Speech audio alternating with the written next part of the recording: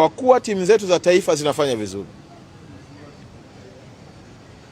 na kwa kuwa vijana hawa wanalibeba taifa kimasomaso, na kwa kuwa Tanzania sasa wamekubali kwamba michezo si tu burudani bali michezo ni uchumi, nimemwapointi au nimemteua Haji Sande Manara kuwa msemaji wa timu zote za taifa na atafanya kazi chini ya BMT.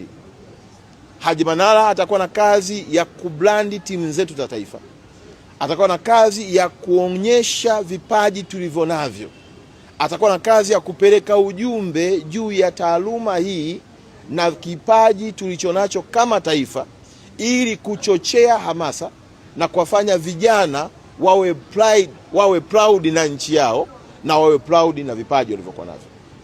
Nafahamu ya kwamba wako vijana wengi wanajua kucheza kutoka Mtwara, kutoka Mwanza, kutoka Arusha, kutoka Mbeya, kutoka Songea, kutoka hapa Dodoma, kutoka katika maeneo yote. Lakini wakiangalia wanaona ukubwa wa mpira uko mahala pengine hawauoni kwenye timu yao ya taifa. Kwa Haji Manara atafanya kazi chini ya BMT kwa kazi kubwa ya kuhakikisha kwamba timu zetu za taifa zinasemewa.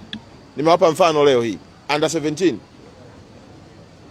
Serengeti Boys wanacheza na Egypt na itarushwa leo saa 1, lakini Watanzania wanajua.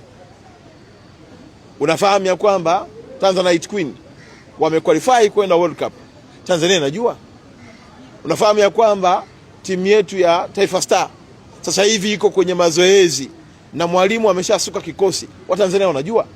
Sasa kazi ya Haji Manara itakuwa ni kuwajulisha Watanzania juu ya mwenendo wa timu za taifa, juu ya mafanikio ya timu za taifa, ili uwekezaji huu unaofanywa na serikali ya Daktari Samia Suluhu Hassan upate nguvu ya kuongeza hamasa kwa vijana wengi, ili mwisho wa siku tutimize ndoto ya kwenda kucheza World Cup 2040 kama ambavyo rais wetu ametuelekeza.